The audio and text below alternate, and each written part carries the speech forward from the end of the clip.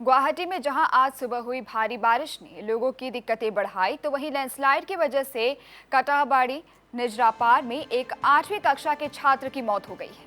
आज सुबह जिस वक्त लैंडस्लाइड हुआ, यह छात्र अपने बिस्तर पर सोया हुआ था।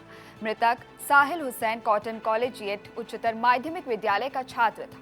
रात से ही हो रही बारिश की वजह से दीवार ढहकर घर पर गिर गई, जिस वजह से साहिल उसके नीचे दब गया। 4 महीने पहले ही साहिल का परिवार इस इलाके में रहने आया था। मोर लड़ाई नहीं, मोर काकी को कबर लगाई नहीं, मोर सहारा नहीं क्या, मोर काकी कम 8টা बजात उठी ही 5:30 उठी মোক কৈছে মা স্কুল যাম। মই বাবা বৰষুণ দিছে কেনেকে যাবা, কৈছে তেতিয়ালে মই আধা ঘণ্টা শুওঁ।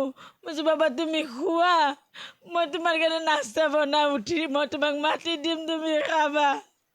ইমানতে দেউতাকে বাহিৰত ওলাই গৈছে, ৱাল খৈ গ'ল।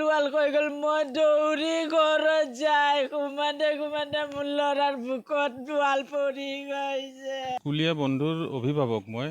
খবৰটো স্কুলৰ জৰিয়তে গম পাই আমি খবৰ ল'বলৈ আহিছোঁ। ইয়াত আহি গম পাইছোঁ যে এইটো ঘটনা ৰাতিপুৱা 5:30-6 বজাৰ ঘটনা।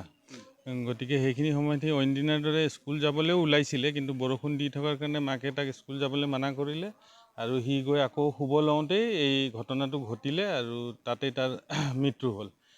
গতিকে কথাখিনি শুনি আমাৰ খুব আমি দুখিত।